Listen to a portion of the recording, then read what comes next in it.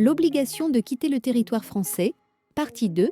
Les changements du CESEDA sur les OQTF. À l'exception de l'interdiction du placement des mineurs en rétention, dont l'entrée en vigueur à Mayotte est différée au 1er janvier 2027, les modifications apportées par la loi du 26 janvier 2024, affectant de près ou de loin les OQTF, sont applicables, pour la plupart, depuis le 28 janvier 2024, et pour les autres, depuis la publication des décrets en Conseil d'État pris pour leur application.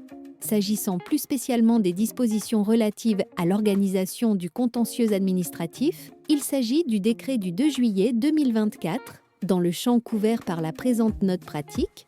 Les modifications les plus significatives apportées au Code de l'entrée et du séjour des étrangers et du droit d'asile, CESEDA, par la nouvelle loi partie 2 sont les suivantes.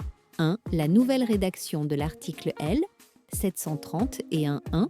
Indeg du CESEDA fait passer de 1 à 3 ans le délai pendant lequel une OQTF peut être mise à exécution en recourant à des mesures de contrainte.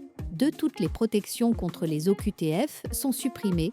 L'article L. 611.3 ne maintenant que celles qui bénéficient aux mineurs 3 au terme des dispositions des articles L.612.6 à L.612.8, la durée maximale de l'interdiction de retour sur le territoire français, IRTF, est portée à 5 ans dans tous les cas, que l'IRTF soit automatique ou facultative.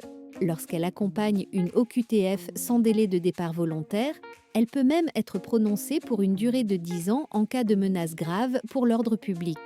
4. Le nouvel article L. 613.9 introduit un réexamen périodique, tous les 5 ans, de la situation de la personne étrangère visée par une IRTF. 5. Au terme des nouvelles dispositions de l'article 720 du Code de procédure pénale, les personnes étrangères détenues visées par une mesure d'éloignement ne peuvent plus bénéficier du mécanisme de la libération conditionnelle sous contrainte, sauf si la libération est assortie de l'exécution de cette mesure.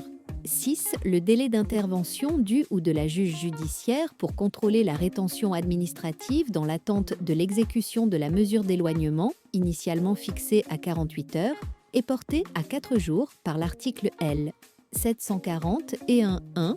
7. L'article L. 740 et 1.5 interdit désormais l'enfermement en rétention des mineurs, même accompagnés d'adultes.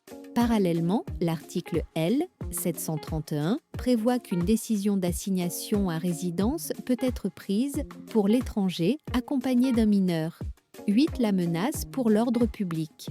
Notion floue, appréciée de manière arbitraire par l'administration, devient l'un des critères d'évaluation du risque de soustraction à l'éloignement qui justifie le placement en rétention au terme de l'article L. 740 et 1.1. Que pensez-vous de cette vidéo? Partagez vos commentaires et avis. Abonnez-vous à Atlas Avocate pour plus d'informations en droit des étrangers en France et à voir la suite de cette vidéo sur les OQTF.